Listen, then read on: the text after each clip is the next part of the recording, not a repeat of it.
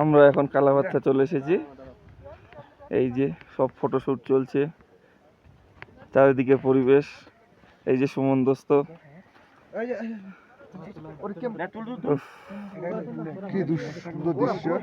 এই যে একটা লেক দেখো, বরফ জমে আছে লেকটা পুরো। এখানে পড়ে গেলে একদম ডাইরেক্ট জান্নাত। উফ, মাসুদা মাসুদা পুরো জান্নাত। কি বলছেন, তোমার কেমন লাগলো এখানে এসে? ভেবেছিলাম বরফ দেখবো, জান্নাত দেখবো ভাবতে পারিনি। এটা বাস্তব।